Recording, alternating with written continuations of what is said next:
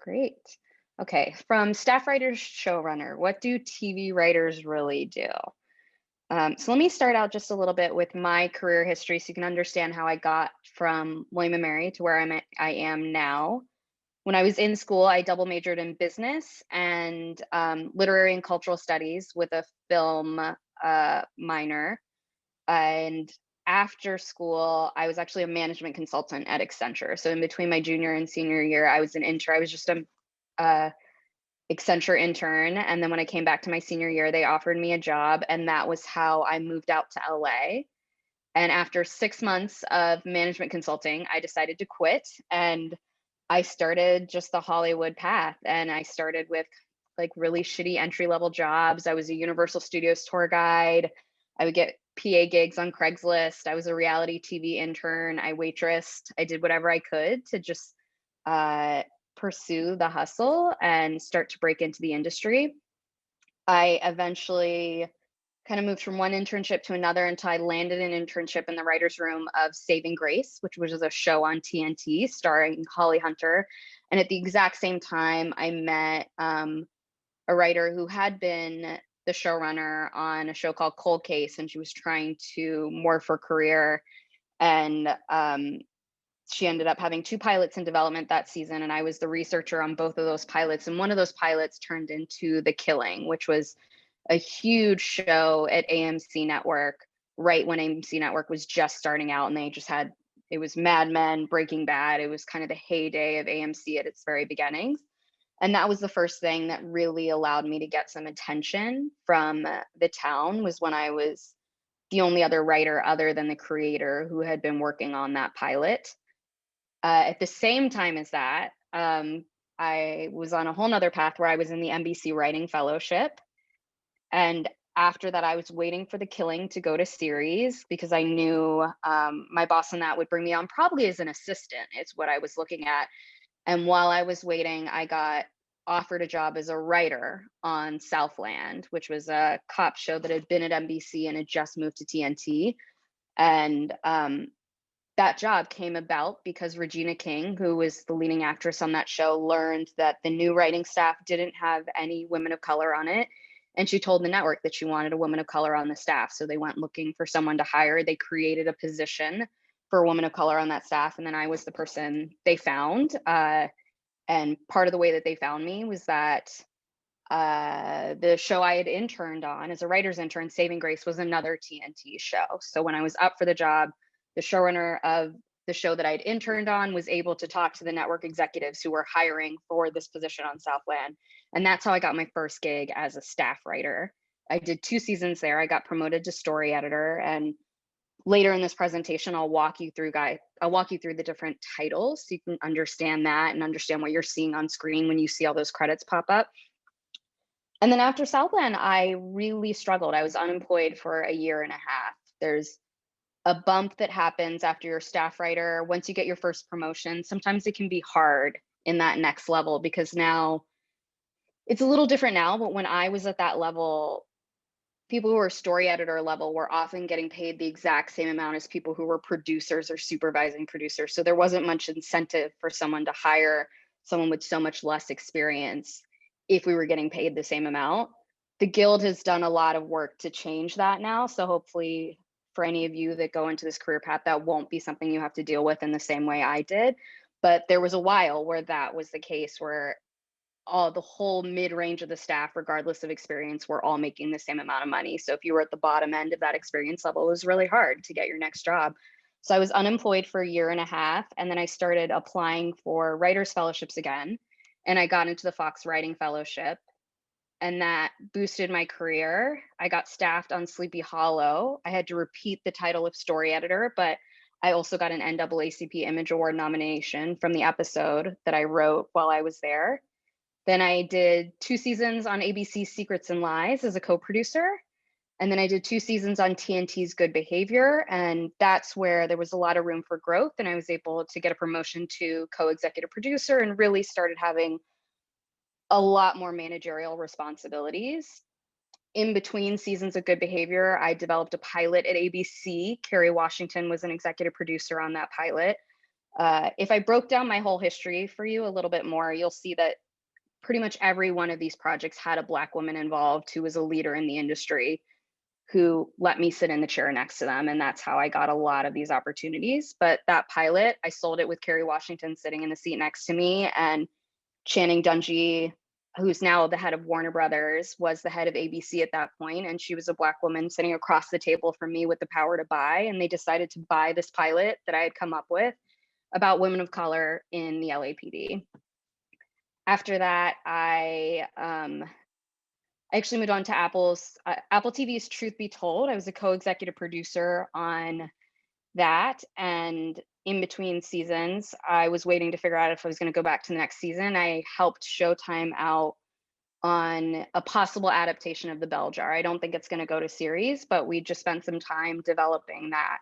So I basically started as a writer's intern, worked my way up, hitting every rank to co-executive producer, did a couple years as co-executive producer, and now I'm at the creator, showrunner, EP level, where I'm not working. I've made the choice not to work in other people's writers' rooms anymore and to just concentrate on pushing forward my own projects. And so I have 3 shows in development.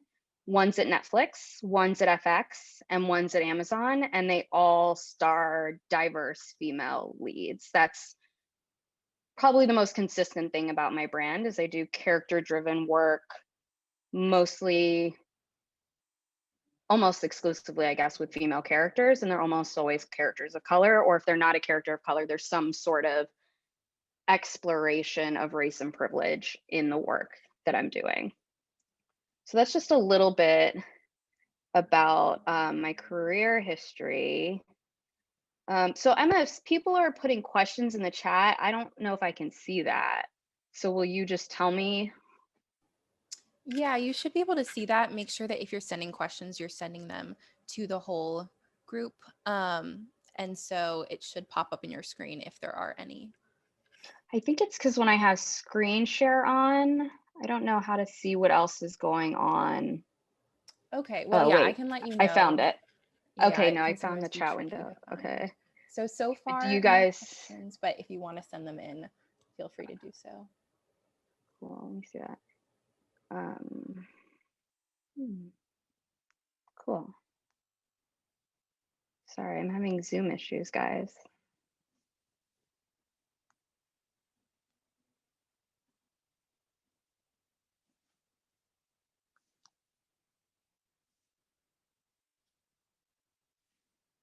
Okay, I think I'm okay now.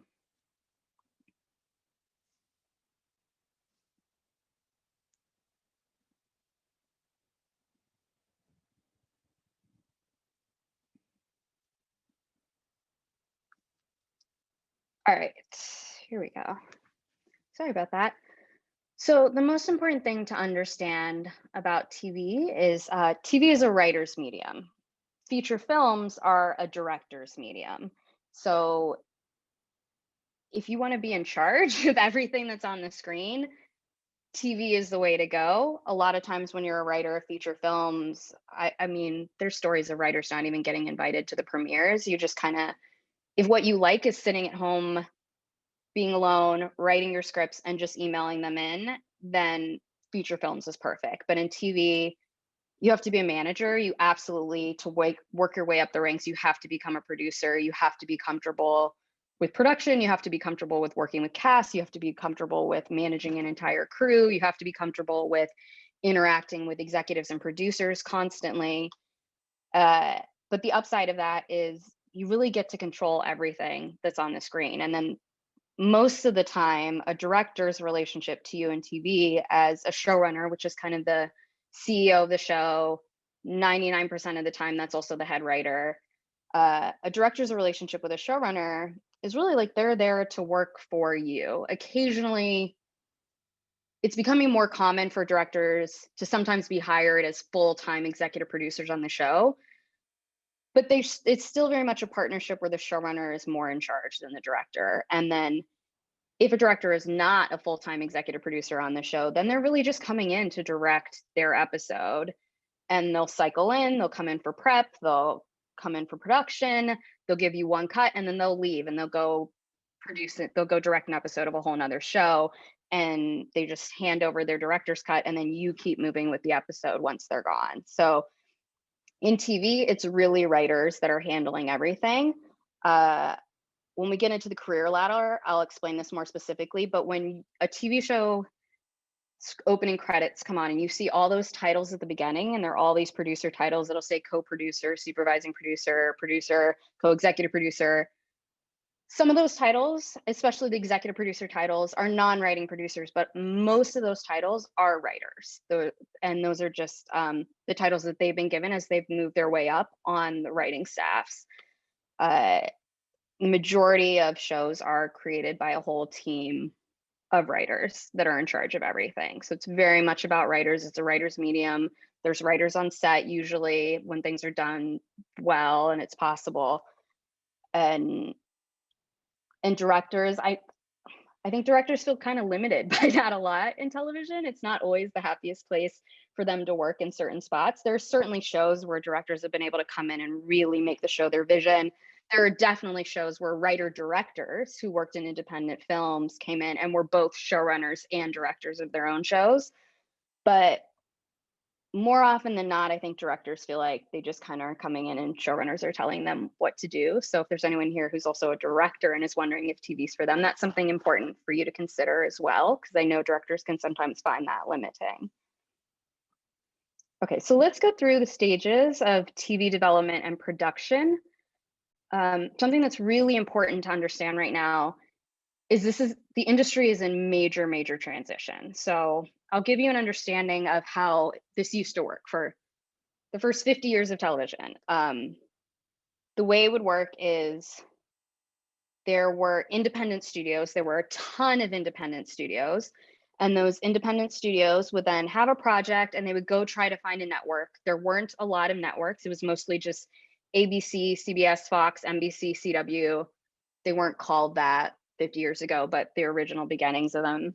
And then you would go try to find a network to air your show. The studio would own the show, and the network would pay to license the show and to air the show. And then the network would make their money off of advertising. And eventually that evolved into studios realizing, okay, now they can also air these shows abroad. And so then they would go to networks in other countries and do the same thing and get a license fee from the networks in the other countries, and then start to get foreign money for those shows. And then home video became a thing, and now you could buy it on VHS, or you could buy it on DVD. But overall, the number one indicator of success and whether your show was going to stay on the air was ratings, was how many eyeballs showed up to watch the show. Eventually, we evolved into basic cable. So now people have a whole slew of channels. It's not just those broadcast networks that used to come in over your airwaves. Now you get a cable box and you have FX, you have Comedy Central, you have all of these other channels. So those shows still would make money off of advertising and foreign distribution and home video, but now there's another revenue stream, which are the cable license fees. So your cable company would pay FX a certain amount of money every year for FX to be on their cable box for their cable subscribers. But again, the indicator of success was still mostly ratings and viewership. And then the thing that's happened in that model is, as time has gone on, we used to have tons and tons of independent studios. Now what's happened is there's fewer studios, and the studios are usually owned by the same corporate structures. So the Disney company has Disney Television. So when you watch ABC, most of the shows on ABC were also created by Disney Television. And so the separate studio system that we had is starting to dissolve. And then you get into premium cable, which is HBO, Showtime, Stars. That started out, that was kind of the beginning of the subscriber model, where you had to pay a subscription fee to your cable company for them to add HBO or Showtime on. And then that started to migrate. That used to be separate studios, and now it started to migrate to HBO's now going to own this show, and there's not going to be a separate studio. They're not going to get this from Warner Brothers. They're not going to get this from another studio.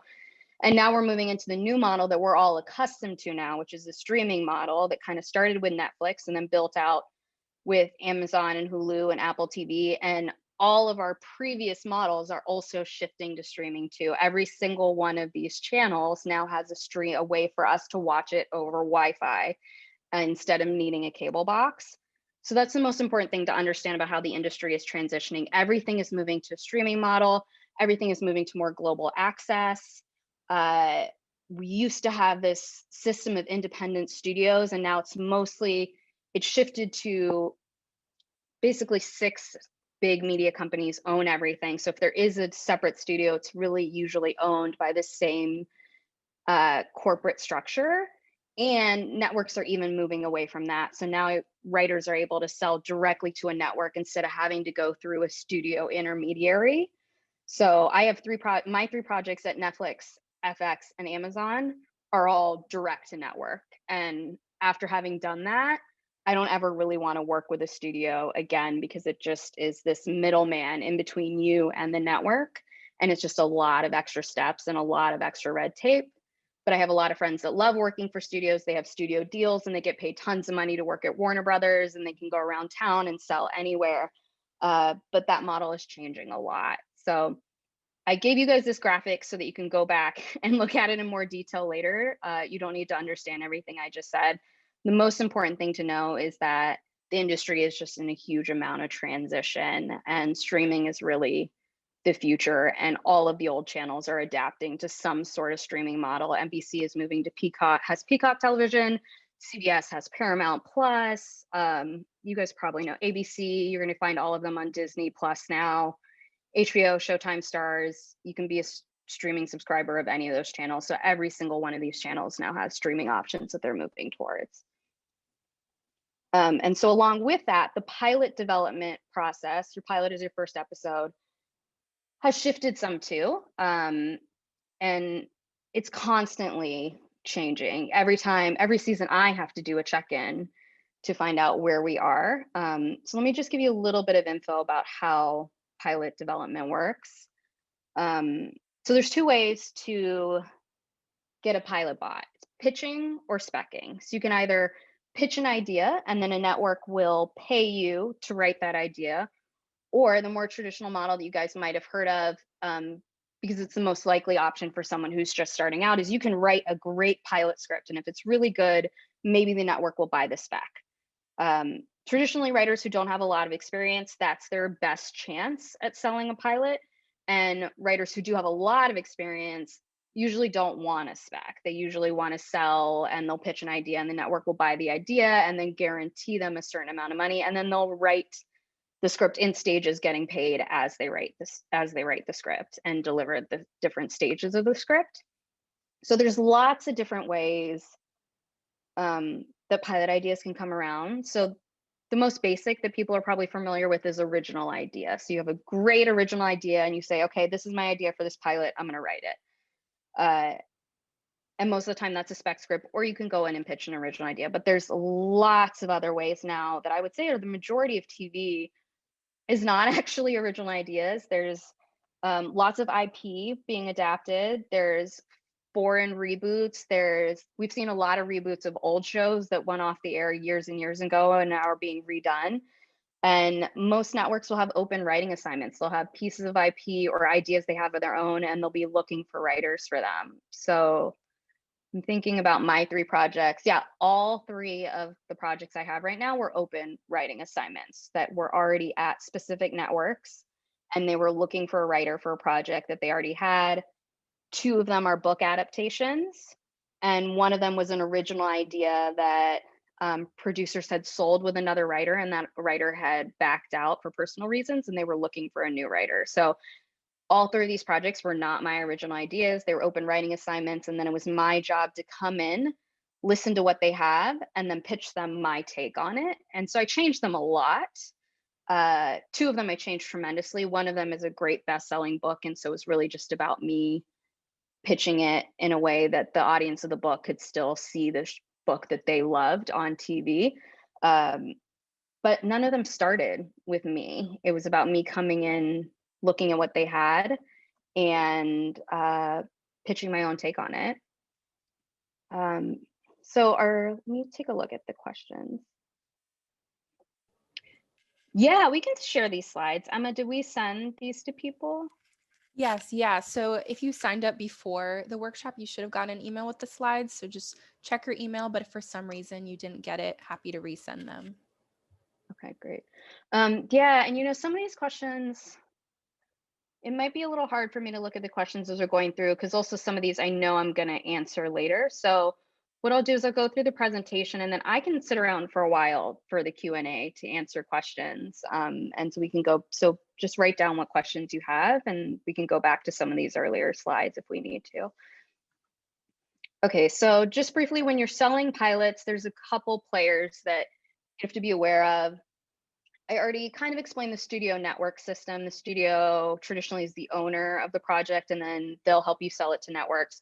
But the step before that are producers. So for all three of my projects that I had, producers approached me first with the open writing assignments. Or if you have an original idea, the first thing you would do is you would go find producers and pitch it to them and try to attach producers. And most producers now have their companies are called pods, basically. I think it stands for producer on demand, but they have deals at different studios or networks. So they have specific studios and networks that they work with. And there are a lot of producers now that never would have worked in TV before. And it's about more about their overall brand and who they are as a person. A great example of this is a big story right now is Prince Harry and Meghan Markle have a producing deal at Netflix. So now they're going to hire a staff and that staff is going to go out and look for content creators to create content that fits whatever Prince Harry and Meghan Markle have decided is the brand of their producing deal at Netflix. LeBron James has a producing deal. Steph Curry has a producing deal. There's this whole new world of producers that are like cultural personalities. And that wasn't the case in the past, but it's becoming more and more the case now. And that's also part of what we would call a package. So a package is when you basically attach a flashy name to something. So you can attach a big producer, you can attach LeBron James, or you can attach a big actor or a big actress. You can attach, you can say the show is going to have Anne Hathaway in it and we got her to sign on. And then you go and you try to sell that show and it's a lot easier to sell because you have a big actor, you have a big producer attached to it. Let's see. Okay, so something else that's really important to understand about pilot development is there's a huge difference between selling to a broadcast network and selling to basic cable and streaming. So the traditional model in timeline for a broadcast network is you would sell to them, you'd be pitching to a studio in the summer, and then you'd be pitching to networks in early fall, and then you'd be delivering a draft in the middle of fall, and then by January, if that show is going to get ordered to series, and then February, you start staffing up a room, and then by May or June or July, you're shooting the rest of your season. Whereas with basic cable and streaming, all three of my shows are basic cable or streaming, and we're a year out. I sold all of them about a year ago, and I'm just now turning in my first draft. Some of that is because of the pandemic slowdown, but those development processes can take a lot longer. So you can sell a pilot and they'll say, okay, you're going to make $80,000 for writing this pilot, but it could take you 2 years before you finish that process. Whereas with a broadcast network, if they say, okay, you're going to make $80,000 for writing this pilot, you're going to make that in 5 months. So there's a big difference between the two. And you'll see as we go through this, just overall, there's still a lot more money in broadcast network work than there is in basic cable and streaming, even though broadcast networks are kind of a dying industry. They don't make as much sense, but there's still way more money there if you're someone who cares a lot about financial motivations. And then during the pilot process, you're basically there's 3 different stages. You turn in a story area document, then you turn in an outline, and then you start turning in drafts. And the studio has to be happy before it can go to the network.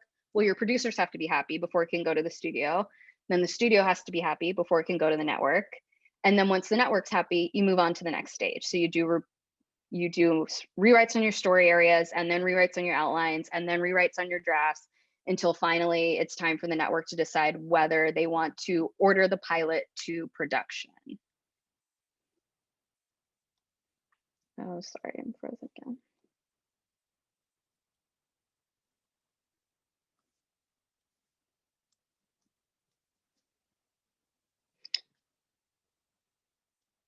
Sorry, guys. I opened the chat window and now I'm frozen.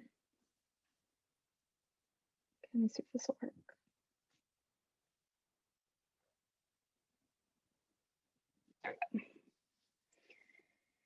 Okay, so pilot production, I won't get into in too much detail because I'm going to walk you through series production, and it's just a smaller version of that. But you're going to hire your directors, your actors, your key crew.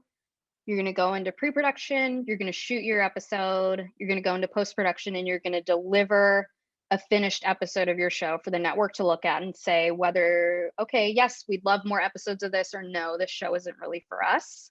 So your goal is for them to look at and go, yes, we're ordering this to series, we're giving you a series order.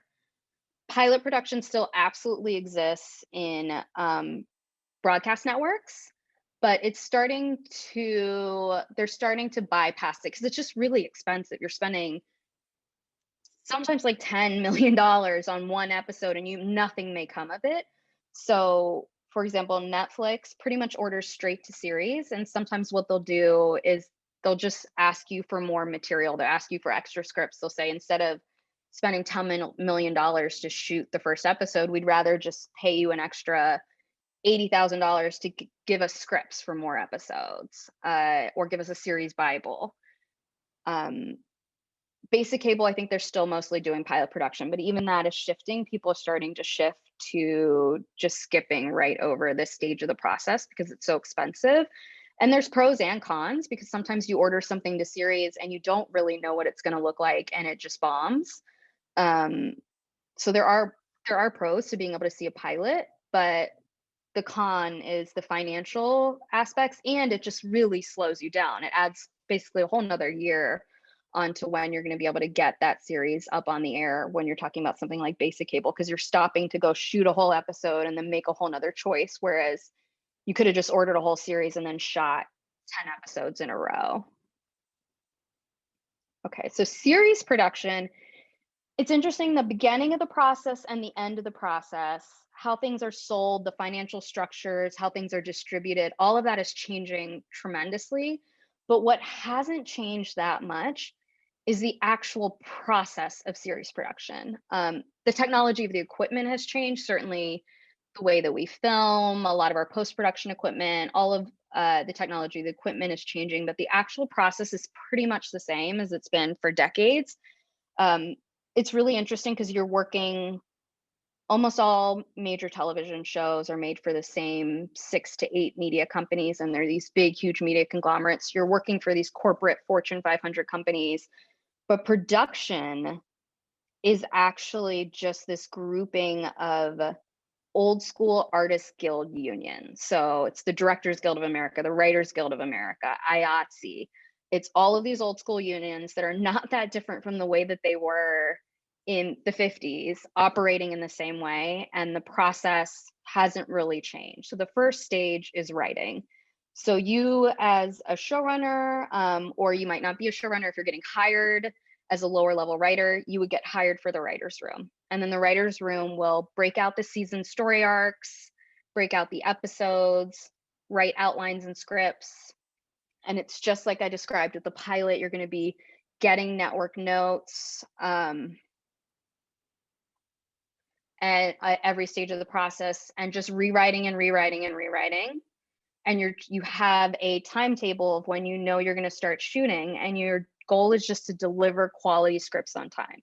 So at the same time as you're writing, you'll maybe get like a month or two of just writing bliss where it's just you and your writers, but then production starts up and it overlaps with writing. So now you'll have a writer's room that's working that might be on starting episode 4 at the same time as production is starting to prep episode 1. So you're going to do the remainder of your casting, anything that's left over for your series casting that you didn't already cast in your pilot. You're going to hire all of your series crew. That's your directors, your DP, line producer, department heads.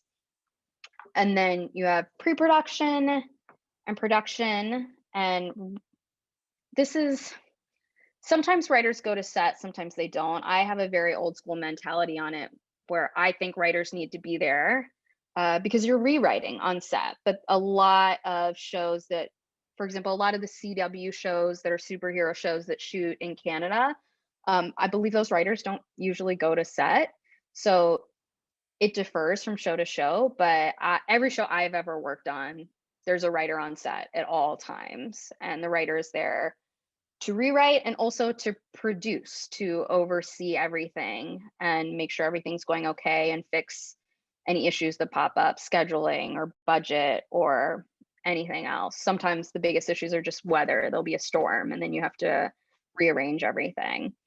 And there are multiple episodes moving through the pipeline at the same time. So while episode 1 is shooting, episode 2 is prepping, episode 3 is probably in the final stages of draft, episode 4 is probably on its first draft, episode 5 is an outline, episode 6 is probably an outline, episode 7 is up on the whiteboard in the writer's room being broken. And you have all of that moving, and it's just this constant freight train of things coming down the line.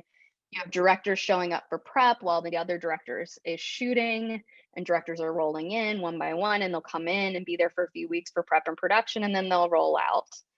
And then as that's all happening, the third stage of the process picks up, and that's post-production. So as soon as we're done shooting episode 1, that director will go and sit with the editor for 5 days, and after 5 days we'll have a director's cut, and that director leaves, and now the writers, and especially the showrunner, is in charge of giving producers cuts to the network. So we do our own cuts and recuts, and then again the network will give notes and more notes until we get to the point where we have a locked cut. And then once the cut is locked, then you have visual effects, color correction, ADR, sound spotting, our soundtrack, and our final sound mix. All of the different steps of post-production are going on too. So there's always this weird stage of the season where you've got episodes in post-production, episodes in production, episodes in pre-production, and episodes that are still in the writer's room. And then eventually you start to get final drafts of everything in the writer's room, or at least things slow down in the writer's room, and the dominoes just keep falling until eventually you're done with pre-production, then you're done with production, and now everything's just in post. And then finally the show is ready to air. And a lot of times it starts airing while that's all going on too. So especially with broadcast, you'll have something in post, something shooting, something in the writer's room while other episodes are airing, and you're getting live feedback from audiences and seeing if you even have time to adjust as you go. And then the final stage is the premiere, promotion, and audience engagement. This has shifted a lot lately. Social media has become a big part of successful launches. There's a lot of shows, like if you watch any of the Shonda Rhimes shows, they're really good about tweeting during the shows, and that's how they get people to show up live, which is really important, especially for her ABC series, to get those rating numbers, as they say that they're going to live tweet during the show, and that's why people will show up and watch it while the show is airing for great ratings numbers.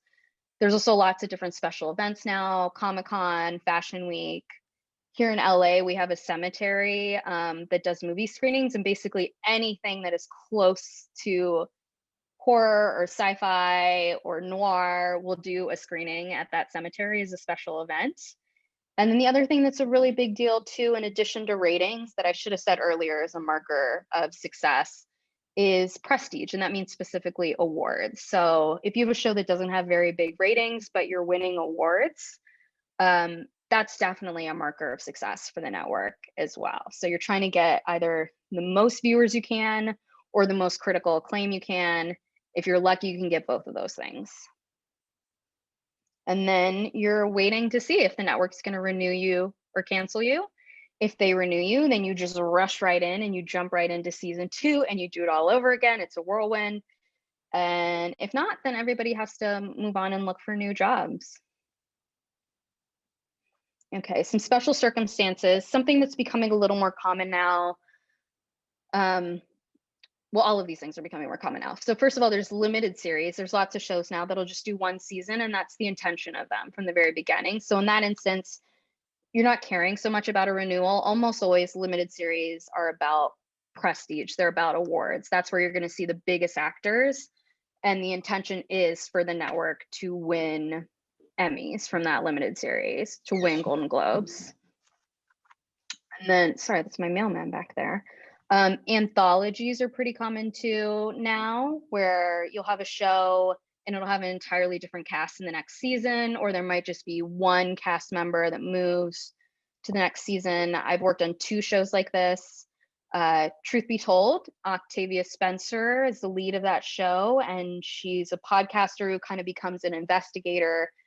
And so there's a crime in each season, and the crime story completely changes. So all the characters of the crime story cycle through, but she stays. Secrets and Lies was a show I worked on where Julia, there was a detective who was the lead of the show, and Juliette Lewis, and she recurred, but the entire rest of the cast switched out between seasons. And then mini rooms is another kind of writer's room that people are doing now. Traditionally, if you were in a writer's room, it meant you're on a show that has been ordered to production and you are making that show no matter what. Now, one thing people are doing is they're just putting together a mini room. This is what I did when I was working for Showtime on The Bell Jar, is we had a mini room where we just got together for 8 or 9 weeks and just had a mock writer's room for what we would do with the show. And then we pitched all of those episodes to the network, and they made a choice about whether they wanted to move ahead on that. And the reason mini rooms are important for you to know about is there's a chance that your first job might be a mini room offer, and that's great, you should take it, but it isn't the same amount of guaranteed work. Sometimes mini rooms can just be 4 weeks, which is not even enough to get you into the Writers Guild. It can help you make progress towards it, but that's something that's becoming a lot more common. And mini rooms, the pay can vary. I think the pay is pretty good because it's a shorter run, you're guaranteed a higher amount per week. But for some people, you can make a lot less for your time in a mini room than you would have if you're working on a show that was definitely going into production. And then also, it's just if you're working on something, a lot of the reason why people love TV over feature films is it used to be if you worked in TV, you got to see what you made on television. Whereas in feature films, you can write scripts for years and years and years and never see something that you've written get made. So that's just one shift that mini rooms have caused, where you can I worked on The Bell Jar. I was so excited. I wanted to see The Bell Jar on TV. It was my favorite book, but I don't think that's going to happen now because of this new mini room structure. And that wasn't something that existed a few years ago. Okay, so here's a TV writer career ladder. The most important thing to know is these are really just titles that are intended to be markers that help people indicate their level of experience and also give them something to use as a way to get a raise. So on some shows, a staff writer does the exact same thing as a supervising producer. But on other shows, as you move up the ranks from staff writer towards showrunner, executive producer, you're getting more and more managerial responsibilities. For me, as a story editor, which is just a level above staff writer, I was already doing a lot of managing. I was already really active on set. I was already really involved in production. But a lot of people, that doesn't happen until they get to producer or supervising producer. Some of the most important titles on this: staff writer, that's the entry level position that you want. That's how you're going to get in, as your first writing gig. Showrunner is the person who's in charge. Sometimes there'll be other executive producers who are really experienced writers who've come in to help the showrunner. But usually the person under the showrunner is a co-executive producer. And sometimes there'll be several co-executive producers, but one of them will be the number 2. And that'll be the person who actually, a lot of times, if you're on a writing staff, feels way more like your boss than the actual showrunner, because the showrunner is running in and out doing all those other things I described to you. The showrunner is going to set, the showrunner is in production, the showrunner is on notes calls, the showrunner is in post-production, the showrunner is doing interviews, the showrunner is doing all these different things, the showrunner is doing passes on scripts, and the writer's room has to keep going this entire time. So it's that writer that's running the writer's room for the showrunner that often is the person that feels the most like your boss. And the unfortunate thing is, when you go and you meet on a show, meeting is just how we refer to interviewing. You often meet the showrunner, but you don't always get to meet the number 2, who's the person who's really going to have the most control over your life on the show. So if you're ever in a position to meet on a show, I would ask about the number 2. That's something I didn't realize I could do. But now I would definitely say who's the number two. I want to meet that person because the showrunner will tell you, they'll say, oh, we're only going to be in the writer's room 4 hours a day. And I want everyone to have time with their family and I want everyone to have work-life balance. And then you meet the number two and they can have a completely different philosophy. And that's the philosophy that you have to live by if that's the case. Okay, let's see. All right, and then support staff. So this is actually the most likely, your most likely entry point into a writer's room.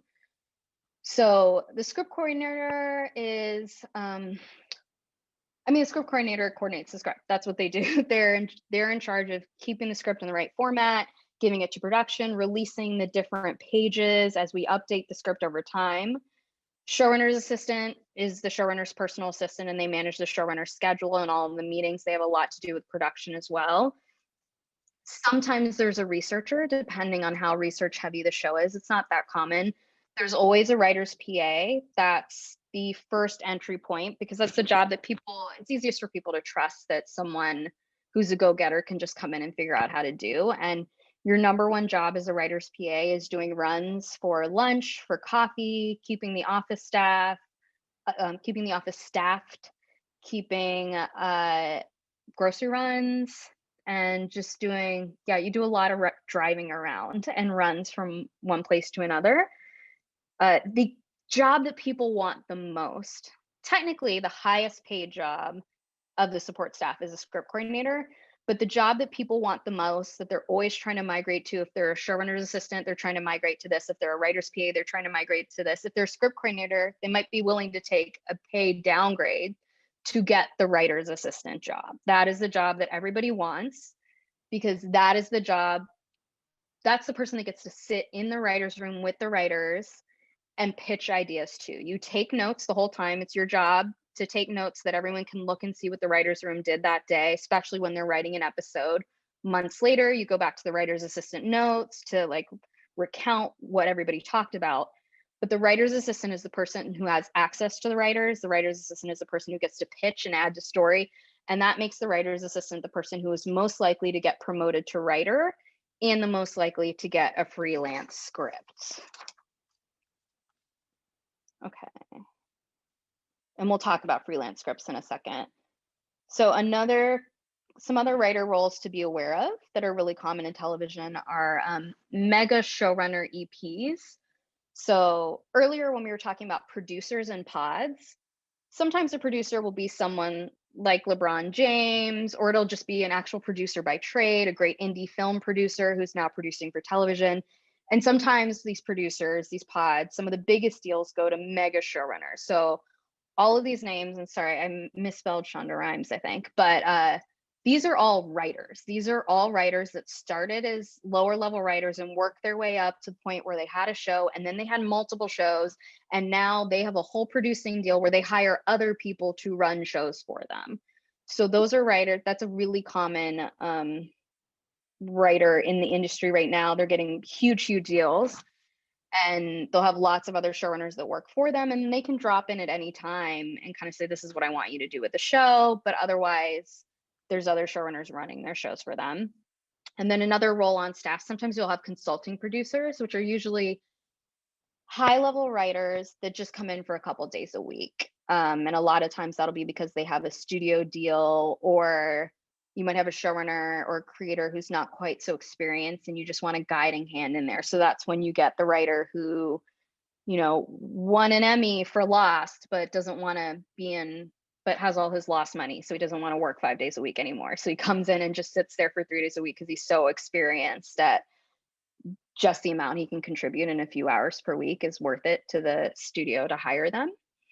And then you also have non-show running creators. So if you, for example, got your break in Hollywood by writing a pilot and selling it, they're going to assign a showrunner to you, and you're going to have to partner with a showrunner because you just don't have the experience to know how to do all of this. So you'll be a writer on staff, but you're in this weird position where you're more important than a staff writer because you created the show, but the showrunner is still important than you. So that's just another role to be aware of in terms of roles that writers can have.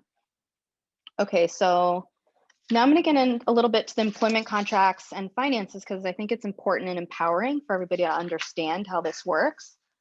So for assistants, you're just on a weekly salary. And my understanding, I had to ask actually, Emma, can you put in those links now in the chat? Yeah, absolutely.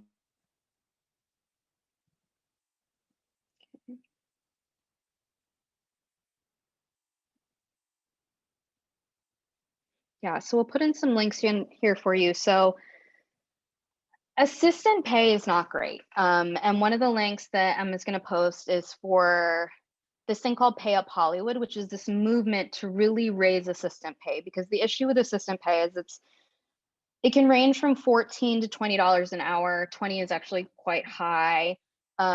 And what that means is it's really only people with privilege who have family privilege who are able to go and be assistants and go and be a writer's assistant and live in Los Angeles and pay your bills and have access to the writers.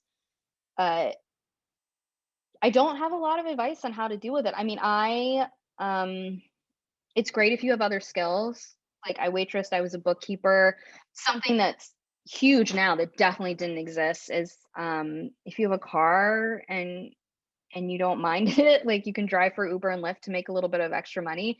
It's shitty. It's really shitty right now. It's something I encourage you to go look at this Twitter feed, and there's lots of different reports that have come out. They're really trying to change this because there's also this huge push to try to make storytelling more diverse, and you can't do that if only people with financial privilege are able to get themselves in the door. But assistant pay, yeah, you get paid weekly. You will work overtime, but my understanding is you don't always get paid it. You're sometimes encouraged not to log your overtime. So that level is definitely really hard. But once you get past that level to being a writer on staff, it gets much easier. So you'll be given a weekly guarantee. So they'll say, usually it's a 20-week guarantee, and they'll say, okay, we're going to hire you for 20 weeks. And if you are hired as a WGA staff writer for 20 weeks, your union minimum is $4,400 per week. So it's a decent amount of money. You have to keep in mind though, it's just for 20 weeks. You can't spend like you're making $4,400 every week, and you might have a big gap before your next season. But it's a decent amount of money. Once you get over that assistant bump, as long as you are financially smart with your money, you should be able to survive off of these union minimums. So staff writer minimum, if you only get a 40-week guarantee, it's $4,000 a week, but then you're getting 40 weeks at $4,000. And then after that, once you bump up to story editor, which is the level above staff writer, your weekly minimum is $7,200 a week, which blew my mind when I got, because I was working, I think I used to like play the films for some of the film classes, and I made like $6.15 an hour. And then a few years later, I was making, I think story editor minimum was like $6,000 a week then. And I just had no idea you could make that much money writing. So it's pretty good once you get there. Some things to keep in mind though, is that, yeah, it's 20 to 26 weeks is probably a normal amount of time for like an 8 to 10 episode season, or sometimes you might end up on a mini room where you get even fewer weeks of work. And it can be a while before you get another job. Sometimes you can roll right into another job, but sometimes you have to wait. Sometimes you have to wait just to see if the show gets ordered for a second season, because they'll make you sign a multi-year contract. And so sometimes you're just wasting time not making money because the network hasn't made a decision and you're not allowed to move on yet. But if you're smart about saving your money, if you're smart about living with roommates, if you're smart about waiting several years before you upgrade your lifestyle to be really sure that this, you can rely on that money, you should be okay. The other way you get paid is, oh yeah. Okay, let me move on. Actually, so the other kind of employment contracts. So first there's assistants, they get paid weekly. There's writers on staff. There you get a weekly guarantee, or once you reach a certain point, you have an episodic guarantee. So once you're an executive story editor or co-producer, they'll say, okay, this is going to be a 10 episode season and you're going to get paid this much per episode. So you are guaranteed those 10 episodes. There's also studio overall deals. So once you get really high up, you can sign a big deal with a studio and they'll just give you an overall fee for that whole year. And then they can, and with included in that, you'll have to deliver a couple pilots, and then sometimes they'll staff you on a show as well. And then another way that you can make money, and it's sometimes the first way that assistants make money as a writer, are freelance scripts. So most shows that have, I think it's 13 episodes or more, they have to give out freelance episodes to writers who aren't on staff. And almost always those episodes go to assistants, often to the writer's assistant. So it's another way that you can, that's another type of employment contract. But oh, sorry, froze again. Okay, salary. Yeah, so this is what I started explaining on the last slide. So support staff, hourly rate, $15 to $20. Sometimes you get overtime. If you're a PA, you'll get mileage. So it's not like you're running down your car without getting compensated. Sometimes they'll give you an extra $50 a week if you use your own computer. You used to always get free food. I don't really know what's going to happen now that we've just done a whole year of Zoom rooms. I'm hoping we'll go back to regular writers' rooms, but that used to be something you could count on, is you would get free lunch every day, and then you could also like take some groceries from the offices, and writers didn't care and they encouraged you to do that. And so you used to get quite a bit of free food, and you were at the office so much you wouldn't have to buy food at least. Staff writer, you have your weekly rate, which I told you guys was that 4,000 or 4,400 minimum. And then you also get residuals. I'll talk about residuals in a second. Story editor, you'll have that weekly rate, which was 7,200. And now you'll get script fees as well. So a half-hour script fee, depending on what network it airs on. It's less for like basic cable or streaming and more for broadcast networks. A half-hour script fee, half-hour comedy, you get $16,000 to $28,000 for every episode that says written by you. And an hour script fee for every episode that says written by you, you'll get $30,000 to $40,000. And then, okay, and then titles above story editor. So you'll have an episodic rate. So they'll say, okay, you make $10,000 per episode. And if there's 10 episodes, then okay, you get $100,000 plus your script fees plus residuals. 10,000 is actually pretty low. I would say a normal rate for an executive story editor is probably like $12,500 an episode. And then it goes up from there as your titles increase, plus your script fee, plus residuals, which I'll talk about. It's really important to understand that if you're a writing team, they pay you as one person. So that's something really important to consider before you get into the industry as a writing team. It really is just the same salary as if they hired one person at the same level. You're going to make half the money. For some people, it doesn't matter because they're able to be so productive and create so many more pilots and shows, and because that's just the way that they work the best, they don't mind it. But it's definitely important for you to know it really is just two people splitting one salary. And then, yeah, 20 to 26 weeks is probably an example average amount of time commitment you would get for a writer's room for an 8 to 10 episode season. Options and exclusivity is what I was talking about, where you have to wait. They'll sign you for a multi-year deal, and they'll say, if we do season 2, we want you back, but you don't get paid in between seasons. They're only allowed to hold you for a certain amount of time before you're allowed to go pursue other jobs. But there's some restrictions. So you have to kind of account for all of that when you're getting paid. You can't really see that weekly amount as how much you're making every week. I think my rule was always the amount I make for 1 week needs to last me 2.5 or 3 weeks. And I did pretty well that way. I was able, when I had that 1.5 years of unemployment, I was actually fine because that's how I had saved my money for my first 2 years of working. So I just barely was really close to needing to get another job. But I was able to last a whole 1.5 years because that was how I accounted for my money. Okay, so joining the Writers Guild, I think that link should be in the chat for you guys. So when you join the Writers Guild, you're gonna have to pay dues to the Writers Guild, which is, when you first join, you pay $2,500 up front, and then after that you pay 1.5% of your salary. But in return for that, you get the benefit of these union minimums, and you get protection from the Writers Guild, and you get health insurance at a certain point, and then you also have a pension plan. So it's like a really old school union setup that doesn't exist in a lot of places anymore. And that I love, and we're very, very protective of that. Whenever we do new negotiations with the studio, it's all about protecting our health and pension. So let's see, what did I leave out? Oh, residuals. Okay, so residuals, they're changing a lot, but basically when you have an episode and it says written by you, so if I have an episode and it says written by Chitra Sampath, I got my script fee up front, but then they're going to start re-airing the episode. They'll either air it in streaming or it'll air abroad because they relicense the show to a network in another country, or someone will buy it on iTunes.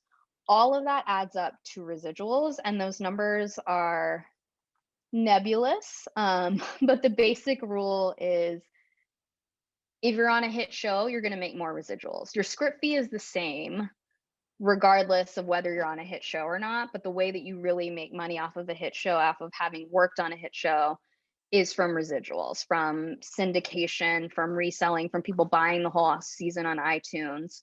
I actually looked at my residuals. I thought it would be helpful because my residuals are pretty basic. I had one show that was a relative hit. Genre shows do really well with residuals because genre viewers are willing to pay and to watch content that they care about.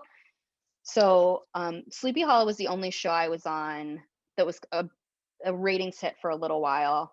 I only wrote half of one episode, and I wrote it, let's see, it was 7 years ago. So every year I get a little bit of money for it. So for Sleepy Hollow, over the course of the last, I guess actually 8 years, I've gotten $46,000 for half of one episode.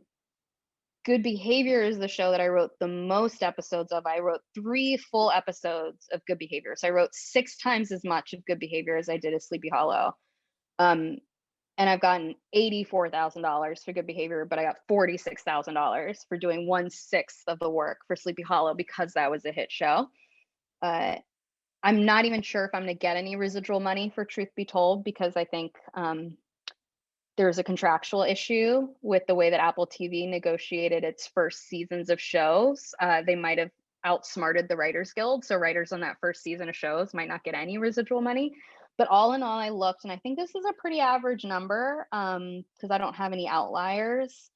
For 8 seasons of television, I've gotten about $200,000 in residuals, and that all comes in over time. So yeah, if you're writing and you're getting your name on scripts, you can count on at least getting, like, at this point now, since I'm not getting any money from that last show I worked on, it's all older episodes, and I'll probably get, I'm expecting maybe like $5,000 this year extra in residuals because these are all older episodes, but I got most of the money up front. So residuals, it becomes just like this trickling in of money that eventually starts to add up. It's really exciting when you get your first checks. And then after a while, it becomes something you can kind of count on getting every year.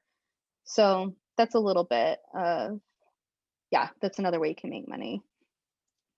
Okay, let's see. I'm nearing the end here, so we'll be able to ask questions soon. So I'm sure these are the biggest questions. How to get the gig.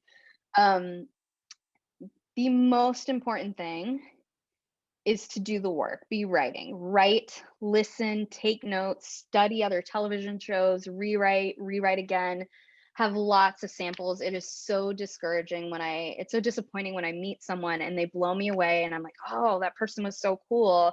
And I ask them to send me a script, and I say, I'm going to read your script, and they have nothing to send me, or they say, oh yeah, I'm working on it, I'll send it to you when it's done.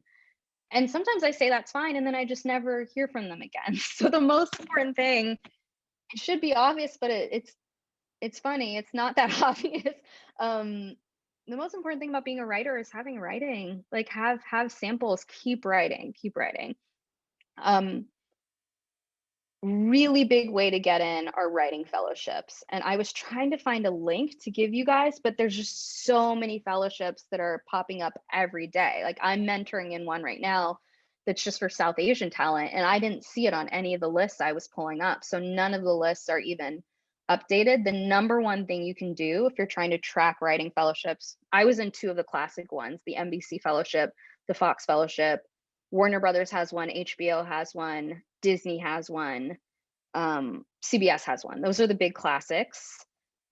But if you're looking for fellowships, I encourage you to start every day. If this is an industry you're interested in, keep an eye on Deadline Hollywood, The Hollywood Reporter, and Variety, and just read the trades.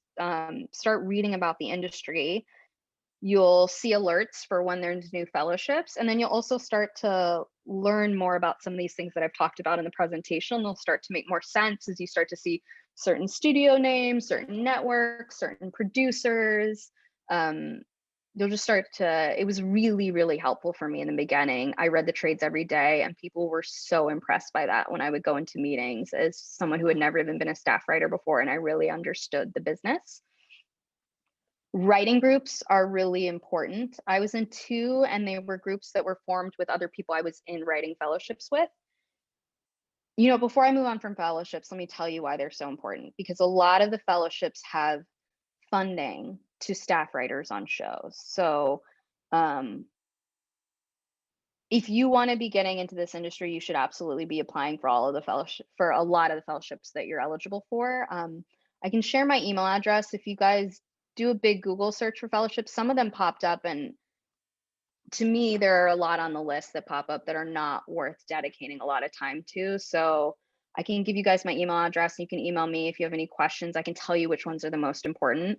It's the studio fellowships that are most important, because those are the ones where they're looking, they want to find the next writer for an NBC show. So if you turn in a script that looks great and reads like you could be a writer on one of their shows, they will try to staff you right out of the fellowship, and they have special money allotted to do that. So yeah, fellowships are the most important thing you can be doing. Apply and apply and apply, because they keep track of who has applied. I think actually some of the applications have started asking questions where they ask you if you've applied for fellowships. Because if you do it enough years in a row and you keep improving, you start to get to a certain point where the people who are in charge of the fellowships just go, okay, it's her turn, it's his turn. And they make sure that you get placed. Between them, they talk, and they make sure that you eventually get placed in one of the fellowships if you've been doing the work for years, and it's clear that you're improving and you're really trying. And then the other thing you want to get is you look around for other people that are applying for those sort of fellowships. You can find them in assistant groups. You can find them on Reddit. You can find them on Twitter. Try to connect to other people who are doing the same thing as you and make genuine friendships with them. I made so many friends when I was an intern and I was breaking in, and I remember looking around and thinking, there's no way we're all going to make it. This is crazy. I assumed it was cutthroat. I assumed we were going to be really competitive. And what I discovered is that everybody who stayed and kept trying, they all got work. And a lot of my friends that I was interns with now are showrunners. And all of those relationships are real. That's what's really important. There's like this gross networkiness that I think people think is how everything gets made in Hollywood, and that's just not true. It's actually real genuine relationships. It's how most of everything gets made. So just start at the beginning and find other people who are trying to break in with you, start a writing group with them, stay close and supportive to one another, and eventually it's really exciting because you'll start to move up together. I think I mentioned freelance scripts and support staff promotion. So if you're in a writer's room, if you can get yourself in the room and you can impress the writers, the best thing you can do is make their life easier. You know, if there's like, do research, pitch ideas, just ask them how you can help. Be curious, have a great attitude, just be a pleasure to work with, because you know they have to be there for 10, 12 hours a day. So if you're nice and you're pleasant to have around, that's going to help you out a lot. And then you have a chance of a promotion or getting the opportunity to write a freelance script. I mentioned another way to get the gig is if you write a pilot and then you sell it. It's great. It's exciting. I'm not a huge fan of it, though. I don't think it's a great way to enter the industry. It seems like it would be, but you're being catapulted to this position that you're just not ready for yet. And I've seen a lot of creators kind of implode. And then there's the question of what do you do after that? I'm a big believer in you're not chasing a gig, you're chasing a career. So I really believe in having great samples, but starting at the bottom and working your way up. Now I'm a showrunner and I have so much more confidence because I worked my way up and I learned along the way. I couldn't imagine I'm thinking about what I knew and didn't know when I was a staff writer. And if I had been a creator of a show at that point, it would have been a disaster. My whole career would have been over. Like I had no idea what I was doing. So it is an option and it can be really exciting. And you might find the right partner. You might find a showrunner who's really good at helping you navigate it. But if you do find yourself in that position, I'd encourage you to kind of take a step back and let the showrunner do what they do and to not get too wrapped up in this being like your creative baby, because TV has a whole structure and a business to it that's really hard to manage, and experience matters in handling all of that. So it is an approach you can take, but I'm wary of it. It's not my personal favorite approach. I don't think it builds a career. I think it just gets you one gig. And then agents and managers, I intentionally put them last on the list because my experience was most people get themselves their first gigs and it comes from some of these other routes, and then the agents and managers follow. It's once you get a writing fellowship that agents and managers are like, oh, okay, let me look at your work. And it's because the writing fellowships called them and said, we're sending you our fellows this year.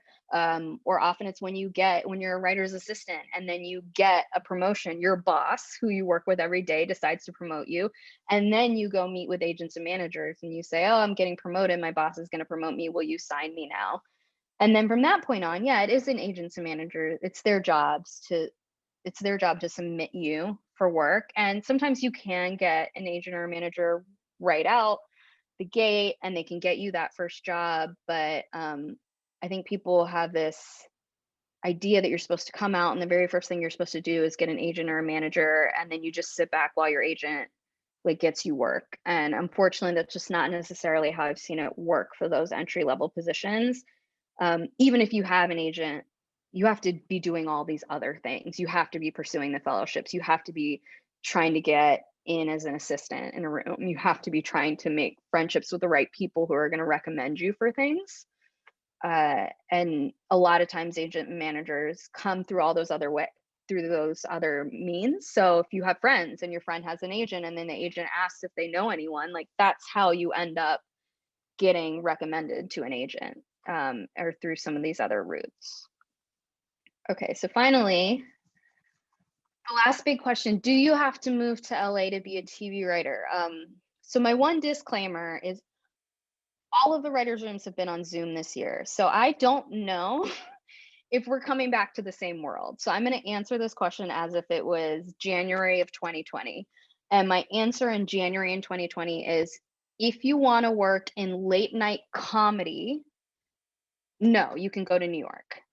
But if you want to work in scripted television, I'm sorry, I should have said that at the very beginning. That's what this whole presentation is about. It's about scripted dramas and comedies, live action. So it's also not about animation. That's a very different model sometimes.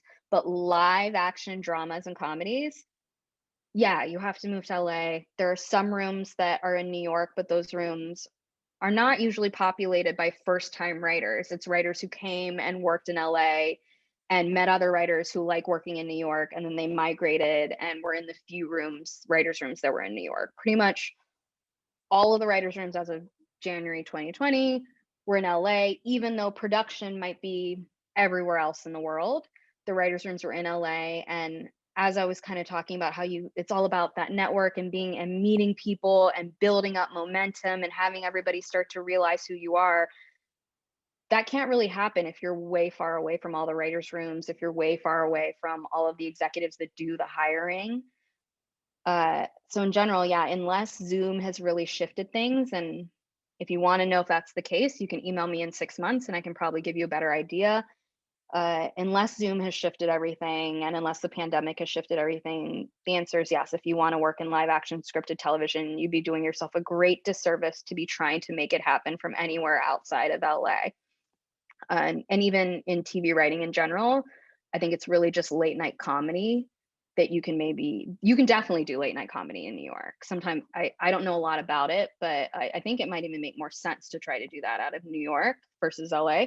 But scripted live action comedies and dramas, I've had this conversation so many times and people will argue with me and tell me I'm wrong. And then I never see them. They never get staffed on a show. So I'm just going to be blunt with you. Yeah, you pretty much have to come to LA. Okay, I think that's everything. So yeah, I'll just do some Q&A now. Let me see if I can stop my screen share. It was a lot of information, guys. I'm sorry that I missed chats. Yeah, so Emma, what's the best way to moderate this Q&A? Yeah, so I think we got some in the chat kind of throughout.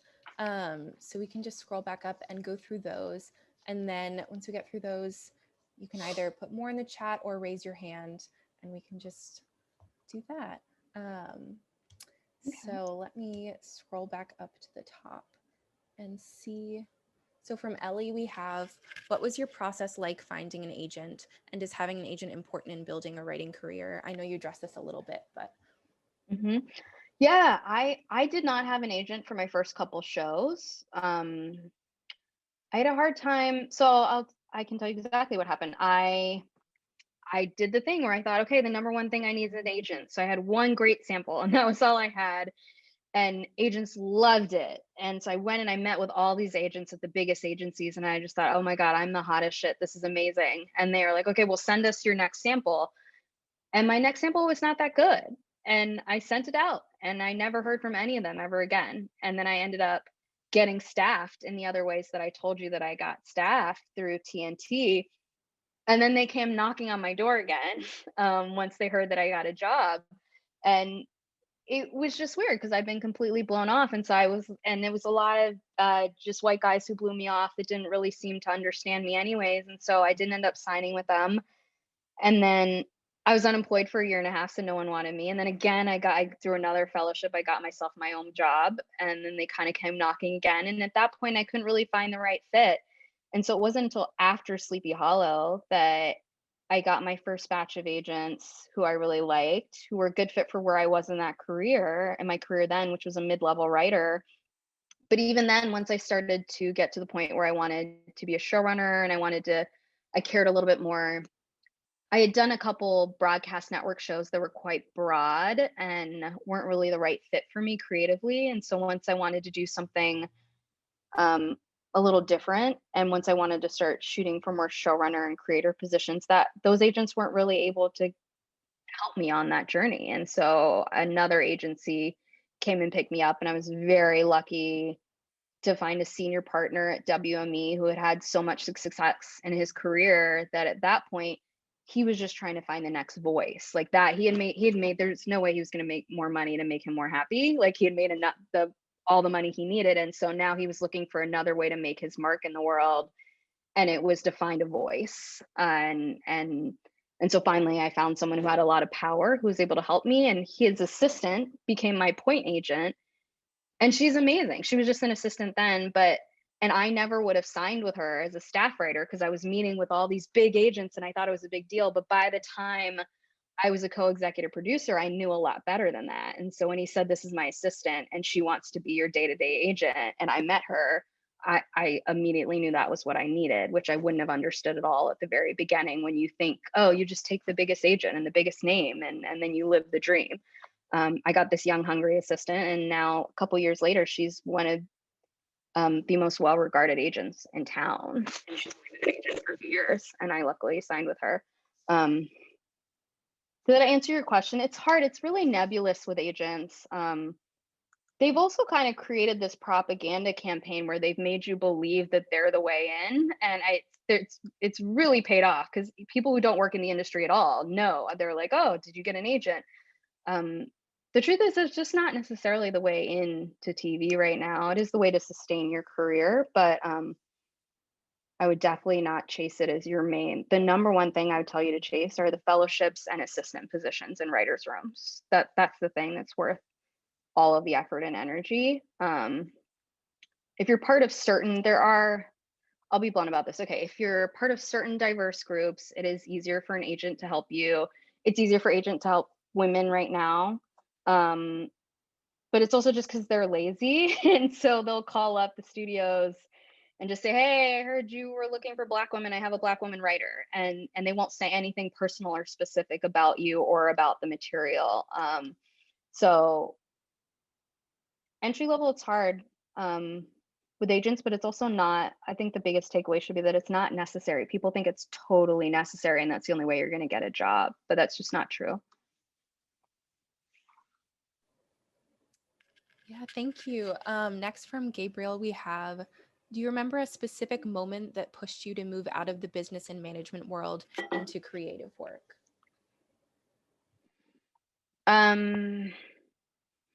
Yeah, I mean, I wasn't in management consulting for very long. I had moved out to LA under the understanding that I would be part of Accenture's media and entertainment practice.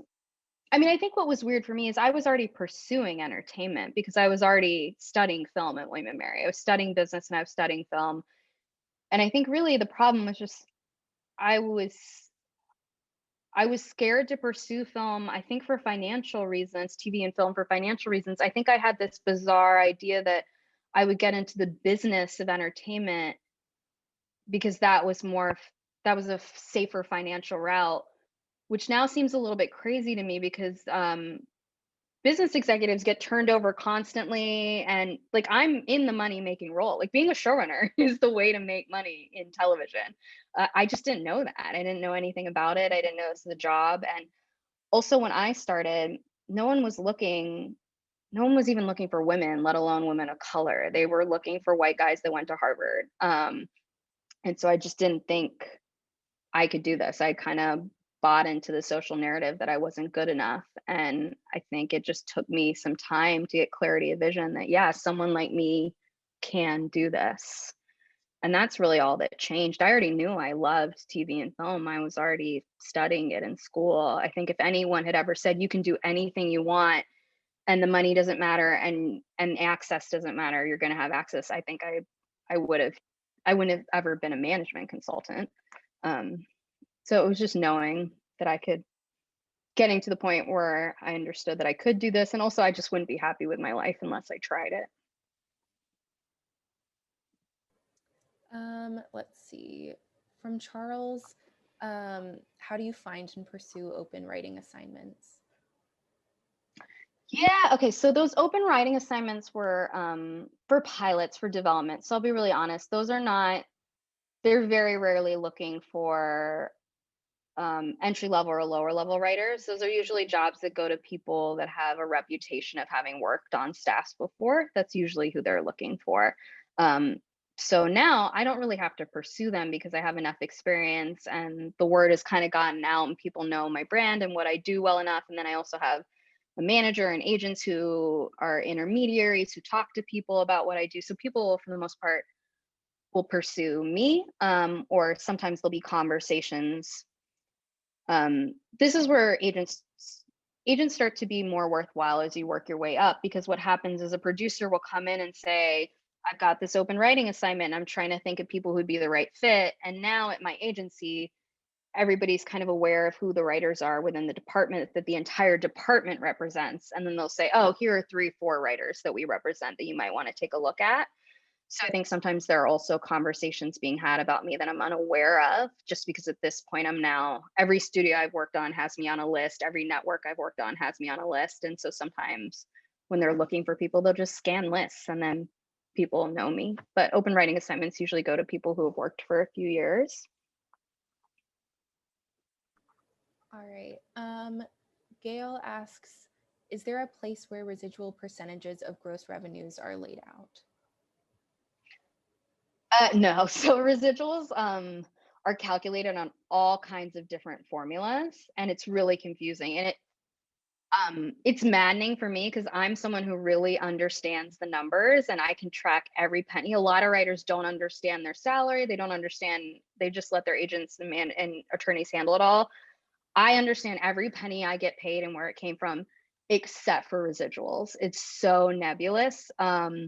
There's certain models for each type of TV. So for like broadcast and basic cable, you get paid a certain amount. Like if an episode reran, okay, I can look and I can figure out exactly how much I get paid per rerun on broadcast television. I can also look and see if they sell the show anywhere abroad, you get one foreign buyout fee. You can go and look and calculate that, but it's this really complicated calculation based on this thing called a residual base times a certain percentage per year. and it changes based on whether you're a broadcast or basic cable, and then streaming is totally different. And then there's also iTunes money that comes in one way and streaming money that comes in another way. And then sometimes there's like these weird foreign artist like fees, like other countries I guess have a lot of respect for artists, and so they add on these fees, and so sometimes I just get fees from like Germany because I'm an artist. And so residuals are just this weird, I'd like to tell you that it's like 2% of all income, but it just doesn't work like that. And you kind of just have to trust the numbers that you get in the accounting system. Are they laid out in the union contracts? Are, but there's so many different formulas for them. And sometimes they'll just say, like, I think I was telling you guys, I don't know if I'm going to get paid any residuals on my Apple show. And it's because my Apple show, for whatever reason, they're telling me that it's based on receipts. But if any of you have Apple TV Plus, you know that almost all subscribers to Apple TV Plus right now are free, because if you have a device that's a year old, you get free. So receipts of what? Also, the show's not being sold individually, it's being sold as an overall subscription packet. So how do you figure out what my receipts are? So it's all just really messy. Yes, technically, if you want to go and find the residual amount, once you're on a show, it is pretty easy to figure out what your residual is for your specific situation. It's just hard for me to explain residuals to you overall for the 30 different situations. But once you're on a show, you can say, okay, I'm on a basic cable show. It's 30 minutes. It's on this network. Let me look into our NBA residuals guide, and then I can figure out in general how much I'm going to make. As a producer, I'm just looking for guidance on what I should be budgeting for the people that are going to be working for me. So that's what I would. I'm not so much like, because I'm still getting residuals as a SAG actor, but I'm now producing, and I'm trying to find some sort of rule of thumb so that I'm not gonna get surprised later down the road that I haven't allocated these folks. Well, I don't think I've ever seen WGA residuals in a show's pattern budget. So I think it's a different system out of the studio. I don't know if I've ever seen WGA residuals in like a line producer's budget that they have to be aware of, if that helps. Yes, it does. Thank you. All right. From Steve, is it worthwhile putting together a series on YouTube or other free streaming outlets? Yeah, I should have brought that up. Yeah, that is a great idea. You guys have so many more creative opportunities, anything to get your content out there. And people are also lazy, so if you can just send them a link to something that they can watch instead of having to read something, that is so much easier for them. That's a great idea. That's the sort of initiative and ingenuity that'll really help. Just anything to get your voice out there and your content out there, that is a great thing to be spending your time on. It's something that's really easy to show people if they want to see your work. So yes. And from Maria, how many samples should you have prepared just in case an opportunity arises? At least 2 for each genre. So, if there's an opportunity open on a crime thriller show and you love it, and you have a crime thriller pilot and you give it to them and they say, okay, but can we just see one more thing?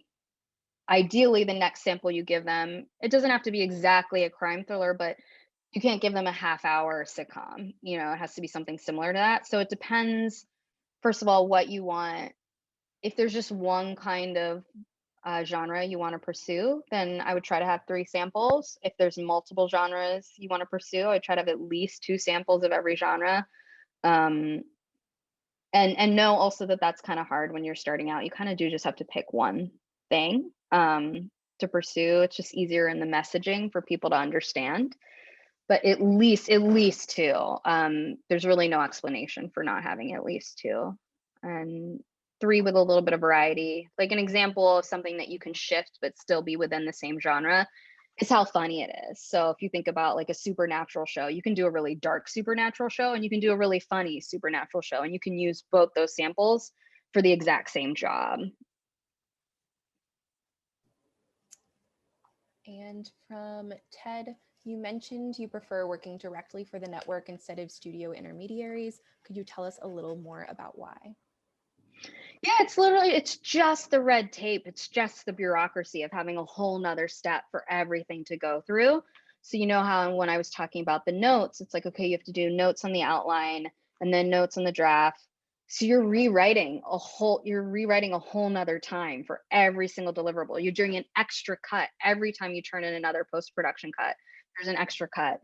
And then sometimes the studio and the network won't agree, and that can be really frustrating because you're trying to people will want things to be different creatively, and like how do you make that work? And sometimes that's why you end up with something kind of muddy and broad in the middle. Like that's why a lot of broadcast shows, they're it's very hard to find a show on ABC, CBS, Fox, NBC where you go, wow, that was such a unique and specific show, because that's not the point of it. It's supposed to be really broad and get a big audience. And so the studio asked for what they needed to sell it internationally. And then the network asked for what they needed to get all of the American viewers to watch. And then you just end up with this really, really broad thing.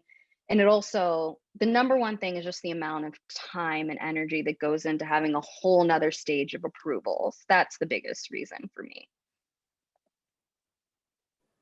Thank you. From Teresa, do you think you can also get traction by writing a novel first to get adapted to television? You can. That has been a path. I'll warn you, it's a long path. It's a several year path that you're talking about, but it has been very successful. The book that yeah, it's been very successful. This is a really good moment. If you're a novelist at heart, you can get a really big deal. You can get a really juicy deal selling an adaptation. That's what all TV companies are looking for right now, are IP adaptations. And especially if you do YA novels, there's a whole market that already exists for that, where people write YA novels with the intention of selling it as a TV show. A lot of the CW shows, a company you can look up is called Alloy. That's their whole model if you do YA novels. But yeah, right now I have a book. I just don't tweet this or anything because it hasn't been released, but there's a New York Times bestseller called Such a Fun Age. And it's by Kylie Reed, and she's a great author, and she got so many awards for this book. And yeah, they're adapting it at Amazon, and they brought me on, and I think she got a lot of money and a lot of attention and a lot of prestige in this process, and people were fighting over the book. So that's certainly a path, but it's a several year long path, but you can do it. From Eva Miriam, just is there a way to connect with you if we have any more questions about the television industry? Yeah, I'll put my email address in right now. Perfect. If you send me emails soon, I might not get to it right away, but I'll catch up to them eventually in the next few weeks. Awesome. And then from Sophie, how would you recommend maintaining and creating professional relationships without being superficial or networky? It's a good question.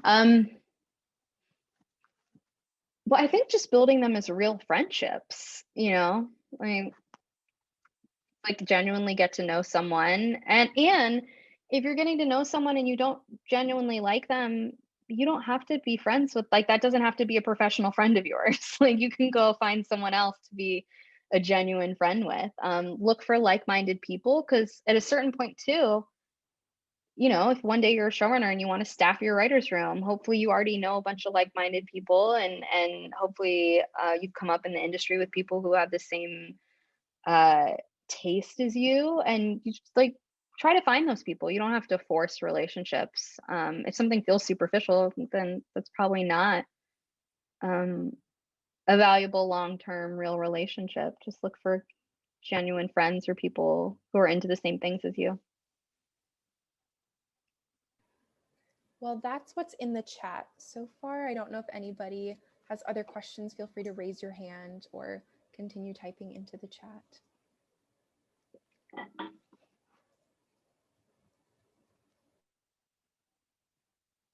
Yeah, Chloe has her hand up. Hi, thank you for talking with us today. This was really informative.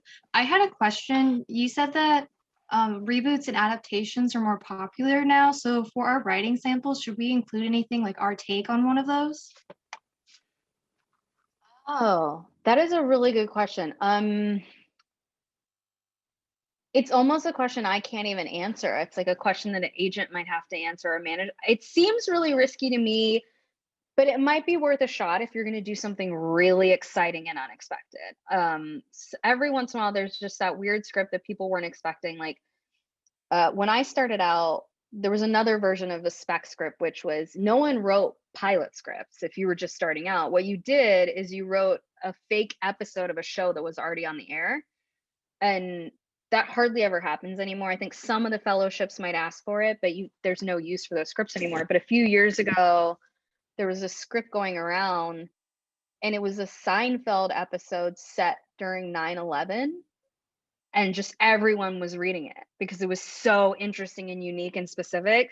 So if that's what you mean, if you're sitting here thinking, oh my God, there's this old show, like I have this crazy new idea for a reboot of MASH or something that people would just be so impressed by. I would write it to impress people with the read and really just like shoot for the stars with it. Maybe that could be cool, but it is a little risky because they're going to want to see if they're thinking about staffing you for a show, they want to see something original. So you have to do it so well that it reads as really, really, really original, even though you're rebooting something. Thank you. And then don't make that your only sample. Like have another pilot that's totally you for them. Yeah. All right, well, we're at 5 o'clock now. And so if you want to hang around, you can a little bit, since Chitra, you said you have a little bit more time, but we'll wrap things up for now. Thank you so much for coming, everyone. And thank you, Chitra, for your time and all your valuable information. Yeah, of course.